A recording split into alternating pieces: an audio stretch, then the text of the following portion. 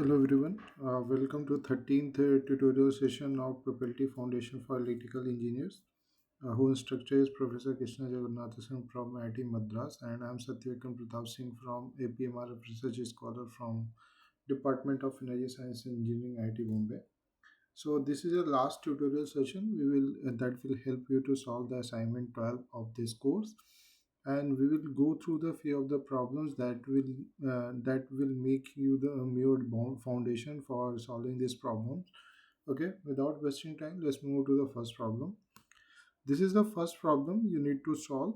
Okay, this is a basic problem, and after that we will see what concepts are involved in solving this problem, and after that we will give the solution for this. Take your time to solve and let me know if you have any problem in this.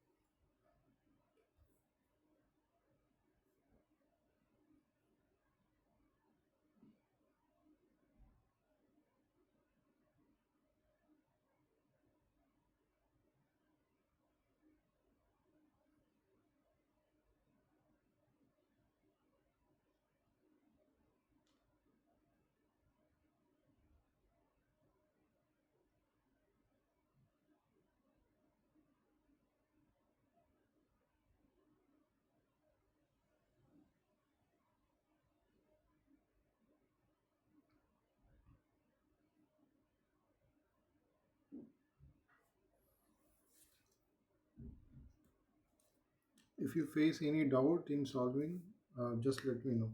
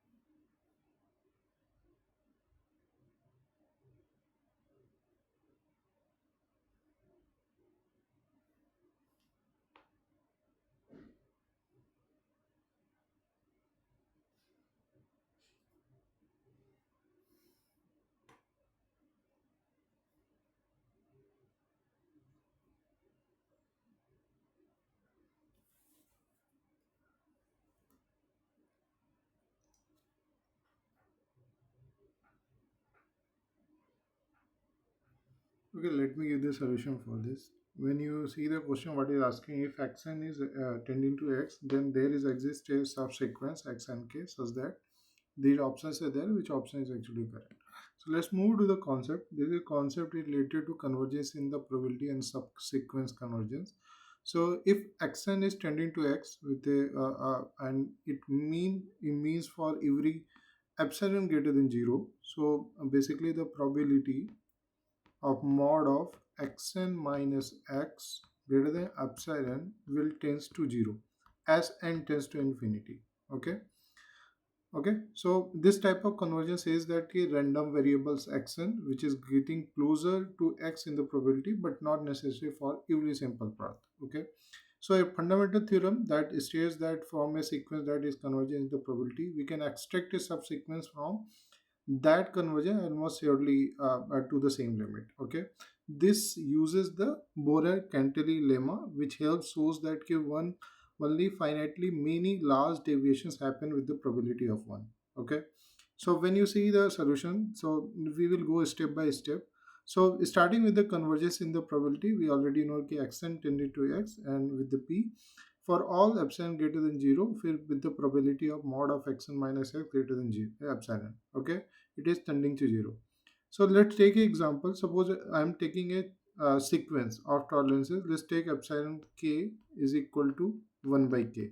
Okay, so where the k is equal to 1 2 3 dot dot dot. Okay, so when you take a select a suitable subsequence, suppose because the probability of mod of xn minus x is greater than 1 by k tending to 0, we can pick an index nk such that the probability of mod of x and k minus x is greater than 1 by k is less than 1 upon 2 to the power k. Okay, so this is the actually the selecting a suitable subsequence. When you see that key, let's check the probabilities are summable or not.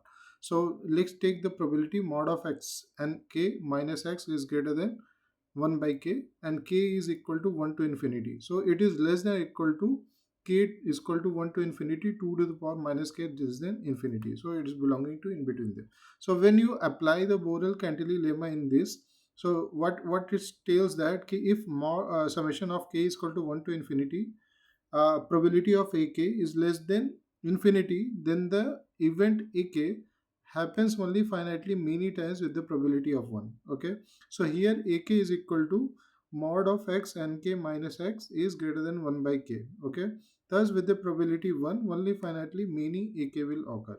Okay, so concluding that when you say sure about the convergence, so that means that almost every sample part mod of x and k minus k x should be tending to 0. So this is almost surely. Okay, so that's mean that option A is correct, which is also tending that almost surely that x and k is tending to x. Okay, let's move forward, try to solve this problem.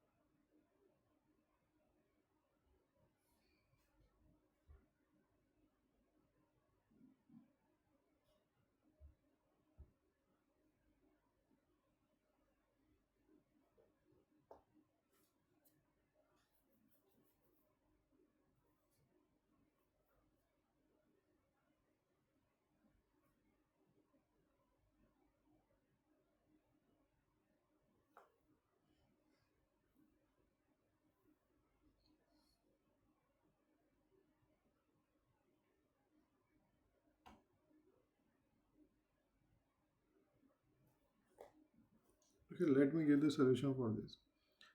So in the question 2, when you say it is asking the condition summation of n probability of mod of x1 minus x greater than infinity, greater than epsilon, less than infinity, what it implies. Okay, just through go through the concept wise. So when you see the Borel-Cantley lemma, it's a Elmosier convergence. So it what it says that if for every epsilon greater than 0, we have probability n summation n is equal to 1 to infinity, probability of mod of x1 minus x is greater than epsilon should be less than infinity. Then the large error events, that is some mod of x1 minus x greater than epsilon, can happen only finitely many times with probability 1. Okay, that forces mod of x1 minus x get less tending to 0 almost surely. So mod of xn tending to x, so almost sure convergence then automatically implies that convergence in probability and hence in distribution, but not necessarily convergence in the mean square. Okay, so let's solve this problem. So what is saying that when you set up the event, so fix the epsilon greater than 0. Okay, and define an epsilon is equal to mod of xn minus x is greater than epsilon. So by assumption that summation of n is equal to 1 to infinity, probability an epsilon is less than infinity. So when you apply this lemma, in this series is finite, so the probability of an that I is equal to 0. So with the probability on only finitely many an epsilon occurs. Okay, when you upgrade to for all small error, repeat steps 1 to for countable set epsilon of m is equal to 1 upon m when m belonging to natural number. Okay, for each m with the probability 1, there exists an m such that mod of xn minus x is less than or equal to 1 upon m for all n greater than equal to nm. Okay, so when you conclude almost your convergence, so intersecting that this probability 1 event over all m, we get a probability 1 set on the mod of xn minus x tending to 0. So what does not follows? Our atmosphere in probability in distribution. So A and B should hold as consequences, but C is the key implication of the given probability. Okay, mean square need not hold. Example that let xn is equal to n with the probability of 1 upon n square, 0 when the probability 1 minus 1 upon n square.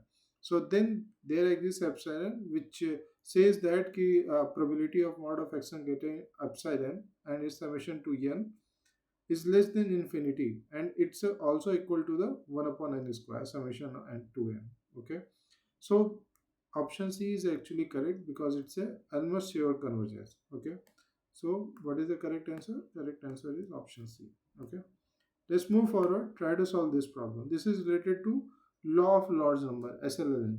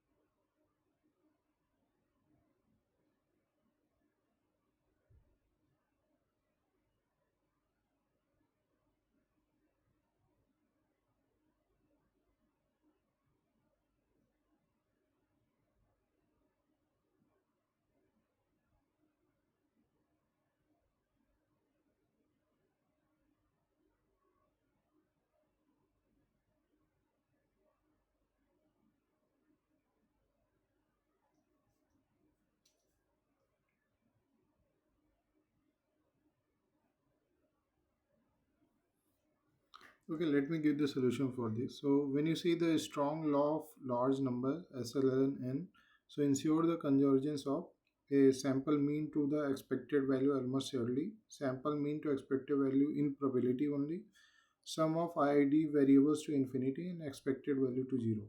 When you say there is a strong law of large numbers, so for ID, this random variable x1, x2 with expectation of x1 is equal to mu and a mild condition that, for example, that is expectation of x1 is less than infinity. Okay, so the sample mean will be 1 upon n summation of xk, k is equal to 1 to n.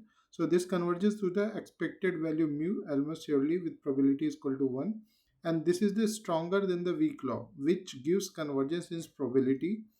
And when you see the solution there, that when you define the object of interest, so mod of xn is equal to 1 upon n, k is equal to 1 to n xk, and mu is equal to expectation of this x1.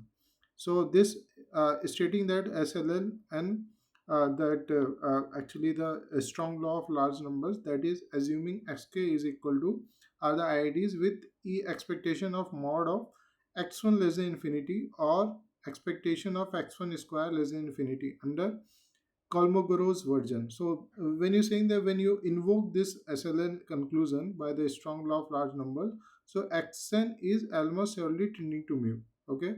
So interpreting the convergence, so this is almost surely means the set of outcomes where Xn failed to approach mu has a probability 0. So what will be the final answer? That is sample mean to be expected value almost surely. So option A is actually correct. Okay. Let's move forward. Try to solve this problem.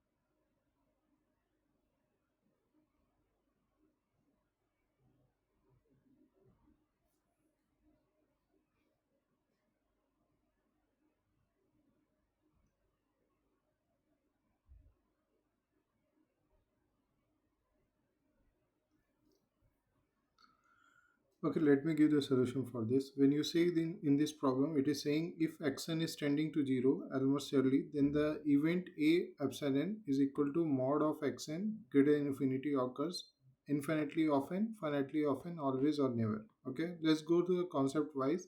When you say almost sure converges to 0, so xn is tending to 0,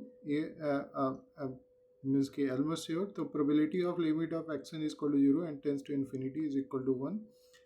Equivalently, for every epsilon greater than 0 with probability 1, there exists a random index n omega such that mod of x n omega is less than or equal to epsilon for all n greater or equal to n omega. So the last deviation event a epsilon is equal to mod of xn greater than epsilon can validly happen finitely many times. Eventually, it stops happening. Okay, so fix the tolerance.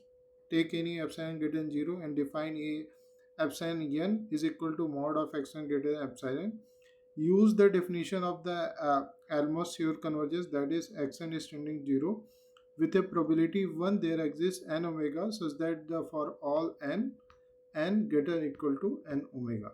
Okay, so mod of xn omega is less than epsilon, so a epsilon n does not occur. So when you concluding the frequency of occurrence, therefore for almost every omega only the finitely many indices n less than n omega can satisfy mod of xn omega greater than epsilon. Okay, so hence the a epsilon occurs finitely of n with probability is equal to 1. So this is option B, which is correct, that is finitely of n. Okay, let's move forward, try to solve this problem.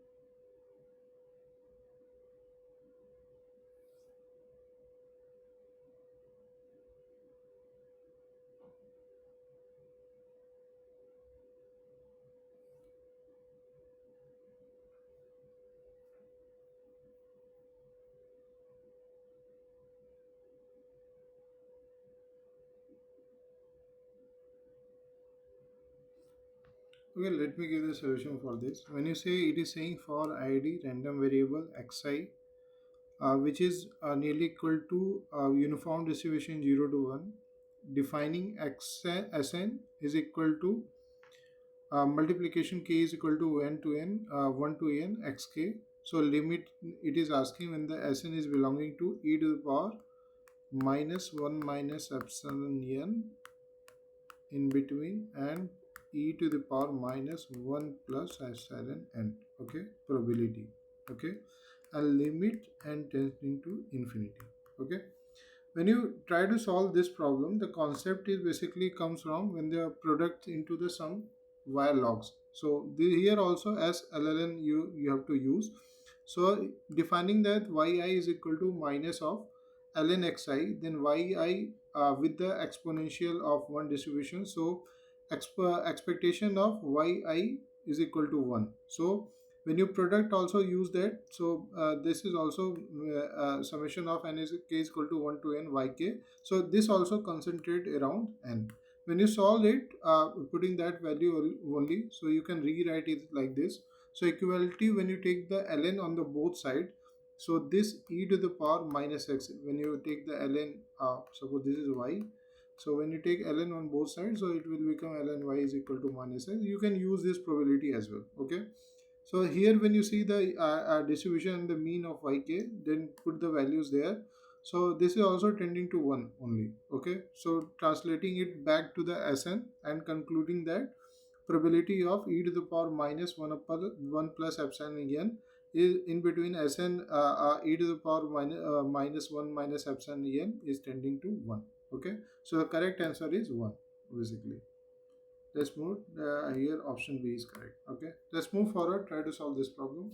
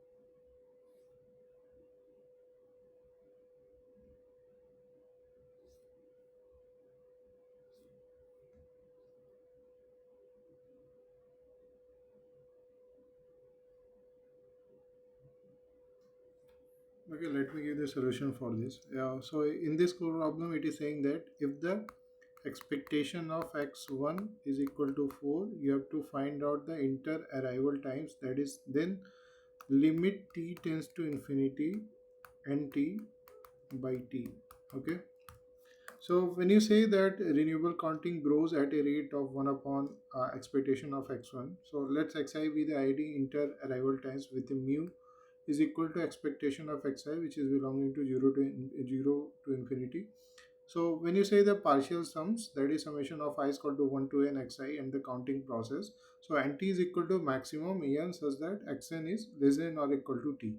So by the strong law of large numbers, SLN, so Sn divided by n, almost sure that is equal to tending to mu. Okay.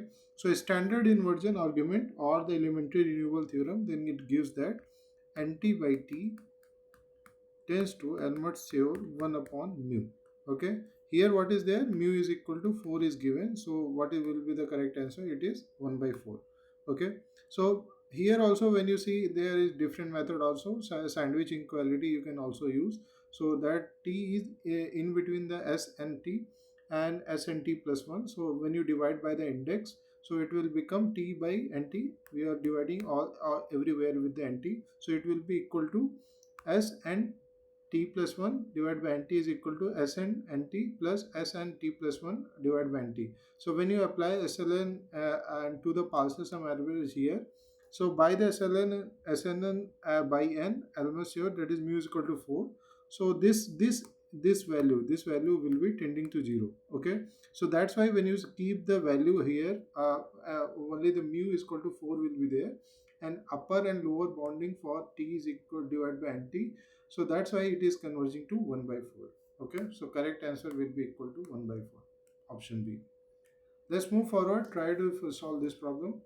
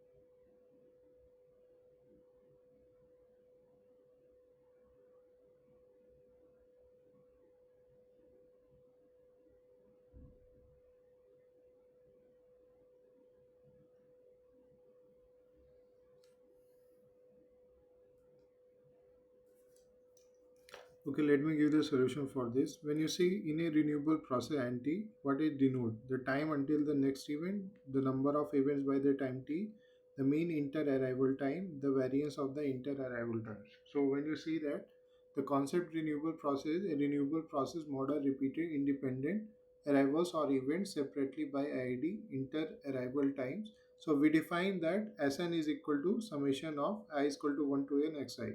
So nt is the maximum of n such that Sn is less than or equal to t. So when you identify what NT present, so by definition NT is the number of event renewals that have occurred by the time t. So that is how many inter-arrival intervals has been completed before or at a time t. So clarify what it is not. So it is not the time until the next event, that would be forward recurrence time. So it's not the mean or variance or interval time. Those are constant, not random processes. So state the correct interpretation. So NT directly counts the total number of renewables event by the time t. So option B is actually correct. So option B is actually correct. So let's move forward. Try to solve this problem.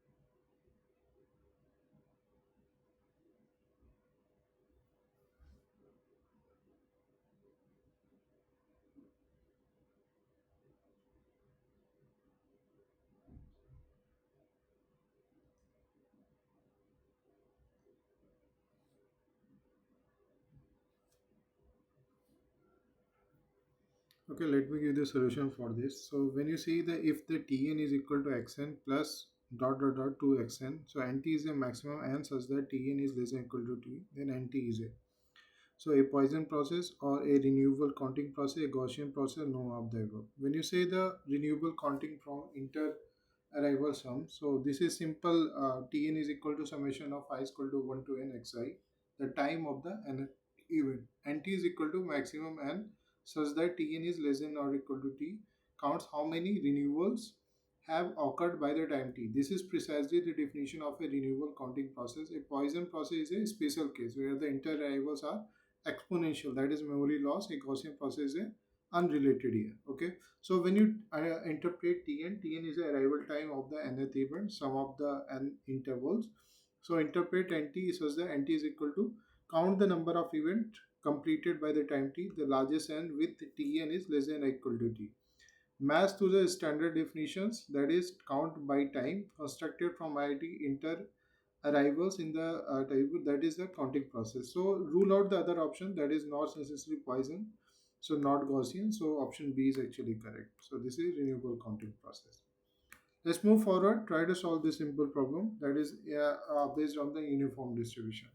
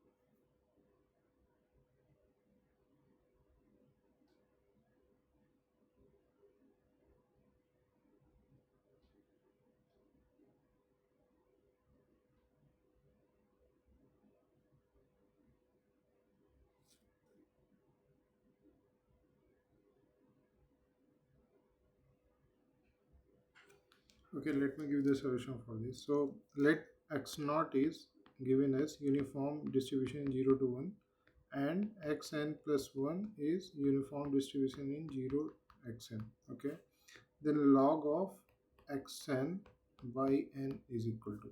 So when you say a random multiplicative syncage, so the here also the given that such that xn plus 1 such that xn, that is uniform distribution 0 to xn. So xn plus 1 is equal to xn multiplied by uniform distribution n plus 1. That is similar that uniform distribution 0 to 1. So xn is equal to x naught, that is multiplication to uk.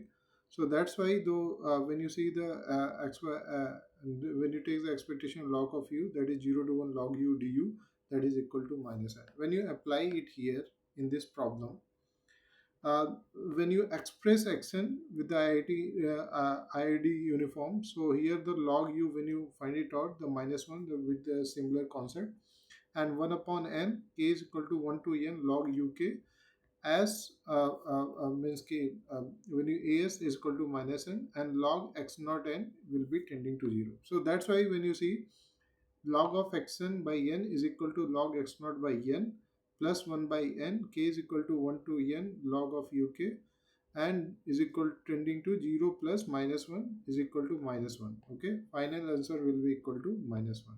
Okay, so the correct answer will be equal to option B, minus 1. Okay, let's move forward, try to solve this problem. That is similar problem, that is for the sequence here.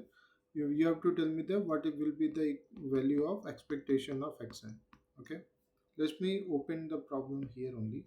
So here, let me remove it this and try to solve this. You just have to find it out what will be the expectation of xn. Okay,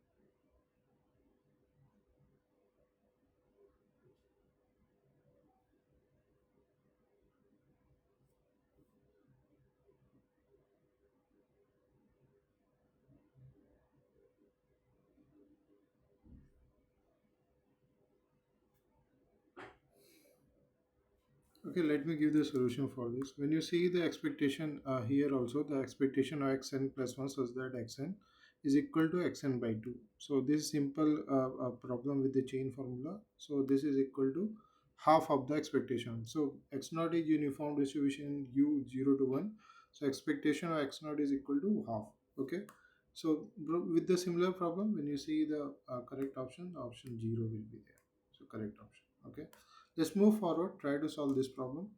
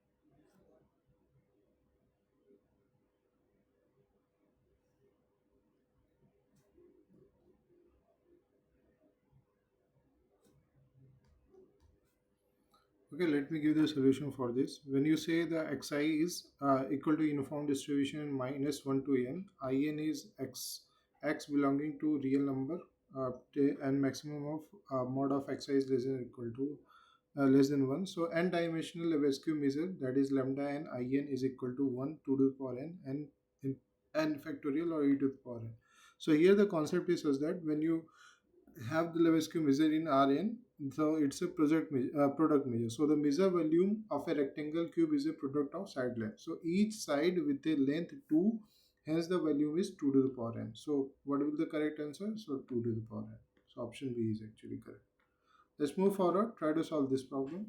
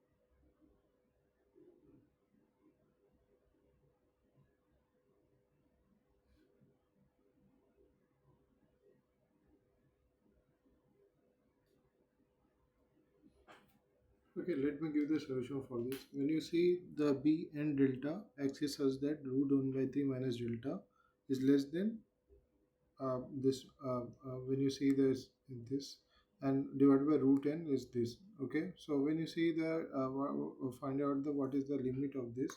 So when you solve it, it's an easy problem. Just look at the what are the actual concept is there and what how to solve that. So correct answer will come out to be 1 by 3, which is not 1 by 3. So when you solve it, it will come out to be 1.